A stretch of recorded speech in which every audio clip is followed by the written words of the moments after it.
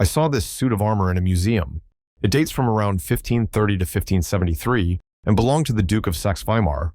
There's a strange metal lever attached near the shoulder. Does anyone know what it was used for? This is a lance rest, also known by its French name arret de cuirasse. It played a key role in mounted combat during the age of full-plate armor, roughly between the late 14th and late 16th centuries. The purpose of the lance rest was to stop the weapon from sliding backward upon impact. Without it, the full force of the blow would travel through the knight's arm, striking the hand, wrist, elbow, and shoulder. This made it much harder to control the lance and increased the risk of serious injury. But with a lance rest, the impact was absorbed by the breastplate and transferred directly into the torso, allowing the knight to deliver a much stronger blow while staying protected. To make the system even more effective, knights used a small ring on the lance itself called a grapper. This ring sat just behind the hand grip and locked against the lance rest when the weapon was held under the arm. On impact, the grapper would catch on the bracket, creating a rigid connection between the lance and the armor. Most lance rests were hinged and could be folded up after the initial charge. That way, once the lance was discarded and the knight drew his sword, the rest wouldn't interfere with his right arm during close combat. I saw this unusual object at the Vatican Museum, but there was no label explaining what it is. It looks like it's made of metal, with a small animal figure on top and several curved prongs sticking out from the sides. Does anyone know what it was used for? What you found is an ancient Egyptian sistrum, a sacred musical instrument used in temples and religious ceremonies. It consists of a metal frame, often shaped like a small arch or shrine, with crossbars that hold loose metal rods or rings. When shaken, these produced a bright, rhythmic, jingling sound. The sistrum was especially associated with the worship of Hathor, the goddess of love, beauty, and joy, whose sacred animal, the cow, is echoed in the instrument's shape.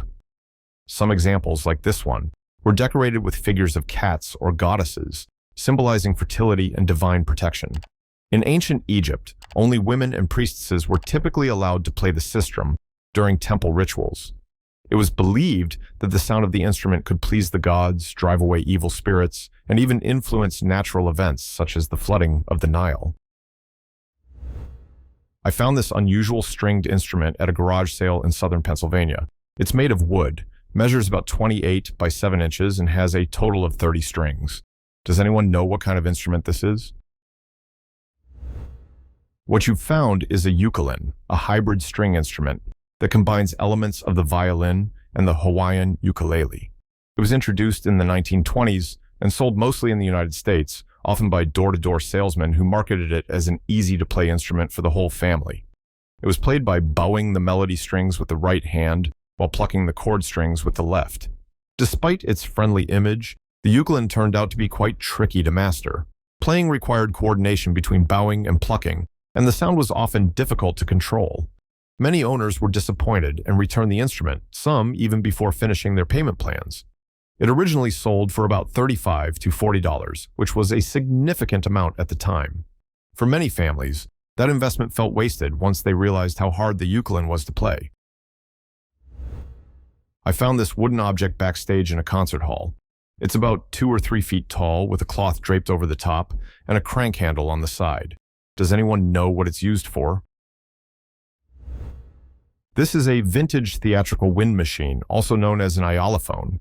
It was used backstage in theaters and concert halls throughout the 19th and early 20th centuries to create the sound of wind during live performances.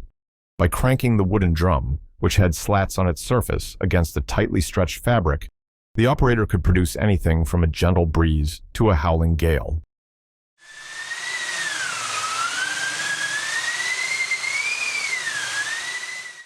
These devices were essential before the advent of recorded sound. Shakespearean plays like King Lear, melodramas, and even orchestral works relied on them for dramatic effect. Composers such as Maurice Ravel and Richard Strauss included wind machine parts directly in their scores. I found this unusual metal object while working in rural Sicily. It's about 10 inches long and looks like it might be made of bronze. Does anyone know what this could have been used for?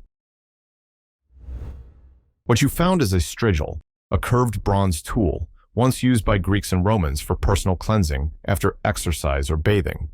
Instead of using soap, athletes and bathers would cover themselves in oil and then scrape it off with this tool, removing sweat, dirt, and dust. This kind of tool was usually made of bronze or iron and was often paired with small oil flasks called aryballoi. Beyond its practical use, the strigil also carried strong cultural significance. It appears throughout ancient art, from vase paintings to statues like the famous apoxiomenos, which shows an athlete using one. The tool symbolized physical strength, cleanliness, and beauty, all traits highly valued in Greek society. Interestingly, the strigil was often placed in tombs as a burial offering, usually alongside a bottle of oil. This practice extended from Greece to Etruria and Rome, and symbolized purification and readiness for the afterlife. Archaeologists have found examples made not only of bronze and iron, but also silver, sometimes engraved with the owner's name. I walk past this object on my way to work. It's about 6 feet tall and usually has a cover on it, but today it was open. The chart inside has days of the week written on it, and it's located next to a semi-busy road. Does anyone know what it's used for? This is a municipal water pressure chart recorder, a mechanical device used throughout the 20th century to track water pressure in real time. These recorders were commonly installed by water utilities and fire departments at pump stations, hydrants, or key points in the distribution system. Inside the metal box, a rotating circular chart and ink pen recorded changes in pressure, creating a visual timeline that helped engineers monitor performance and detect issues. The technology dates back to the late 1800s, when inventor William Henry Bristol patented the first practical chart recorder using a flexible metal tube known as a Bourdon spring. As pressure increased, the tube would flex, moving a pen that marked the pressure readings onto paper. By the 1920s, cities across the United States had widely adopted these devices. I first thought this was a tire gauge, but it's definitely not airtight. The center part pulls out but doesn't come off, and it has markings up to 120 with halfway tick marks. Does anyone know what this is used to measure?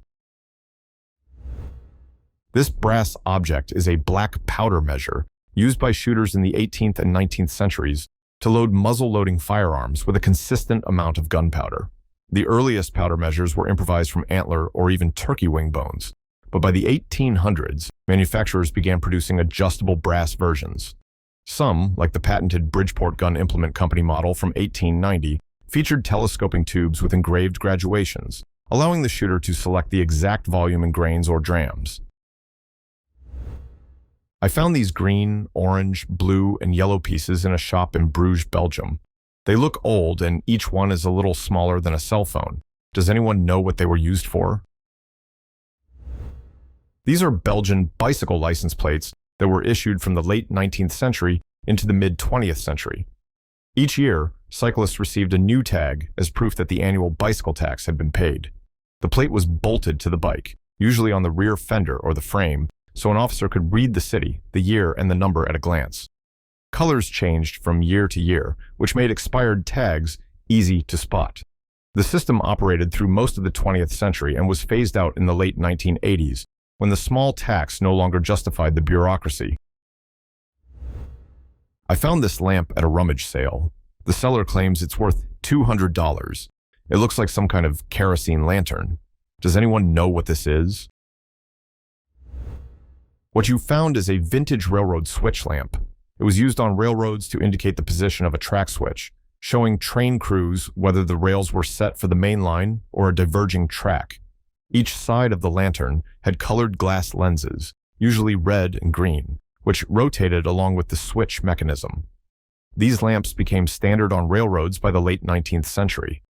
Patents from the 1890s and early 1900s introduced features like shock-absorbing mounts and non-sweating ventilation systems to keep the flame steady in wind and rain. I came across this odd multi-headed lamp on an online marketplace. The seller wrote, "Don't know what it is, best offer." Does anyone know what it is? This is a multi-headed infrared hair processing lamp, a type of salon equipment widely used from the mid-20th century to speed up treatments like coloring, bleaching, and conditioning. Its flexible arms hold the glowing red infrared bulbs that gently warm the hair without using air, helping chemical processes develop faster and more evenly. Infrared technology entered the beauty industry around the 1950s, gradually replacing the bulky hood dryers that had dominated salons since the 1930s. Engineers soon began designing specialized infrared heaters for hair, and by 1981, companies like Clairol had patented devices that used targeted wavelengths for more efficient heating. Around that time, the American company Pibbs introduced an improved version with multiple adjustable arms. Its distinctive design earned it the nickname Medusa among stylists. I found these two plastic pieces under the bed in a hotel room in Hamilton, Ontario. They look like parts of some kind of circuit, but I have no idea what they're for. Does anyone know what this is? What you found is part of a Snap Circuits kit, a popular educational toy that helps kids learn about electronics by snapping components together like puzzle pieces. The pieces in the photo are a 100-ohm resistor module and a photoresistor module used to build simple circuits for lights, sounds, or motion detection. Each module has metal snap connectors, allowing children to safely experiment without tools or soldering.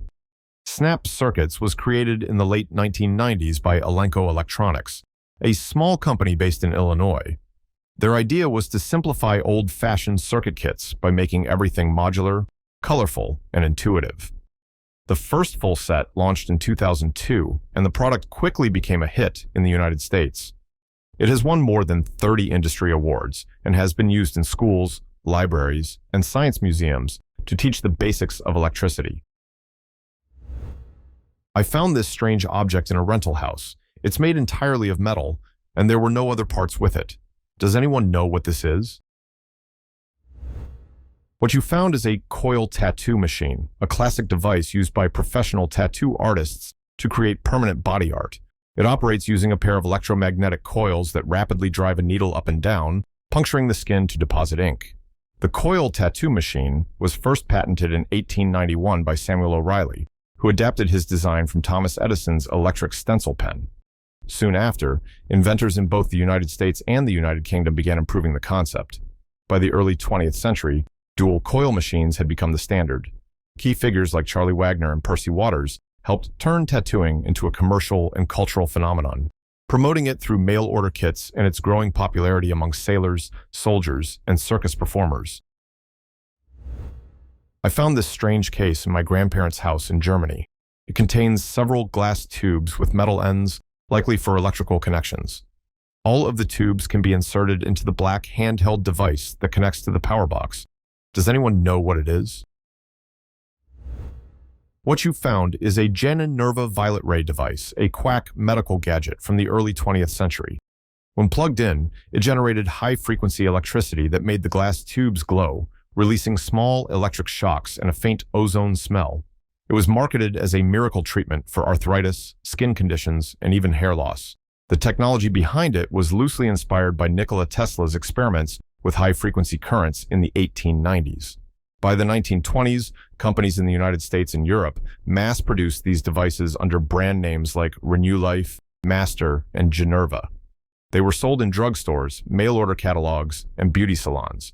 But by the 1950s, the United States Food and Drug Administration banned their sale for medical use due to false health claims. My dad drives for Uber and found this unusual metal pen or stylus in his car after a passenger left it behind. There are no markings or labels on it. Does anyone recognize what it is? This is a tactical pen, a self-defense tool disguised as a regular writing instrument. These pens are typically made from aircraft-grade aluminum or steel and often feature a hardened tip that can also be used to break glass in an emergency. The concept of the tactical pen dates back to the 1960s and was inspired by the Japanese kubotan, a compact, rod-shaped tool used for self-defense. The modern version was developed in the early 2000s by knife maker Rick Hinderer, who had the idea to combine the functionality of a pen with the durability and striking force of a kubotan. In the last video, I asked you to guess what these flat plastic pieces might be used for. Everyone had great guesses, and many of you got it right. These are collar stays for men's shirts. They're inserted into small tabs inside the collars of button-down shirts to help keep them crisp and lying flat. Thank you to everyone who participated and shared your guesses. A special shout out to Sean Hawkins for being the first to correctly identify it. All right, it's time for another mystery item. Take a look at this metal kitchen tool with a blade. What do you think it's used for? Leave your guesses in the comments, and I'll reveal the answer in the next video. Thank you for watching. If you enjoyed the video, please like and subscribe. Your support motivates me to create more videos. See you next time.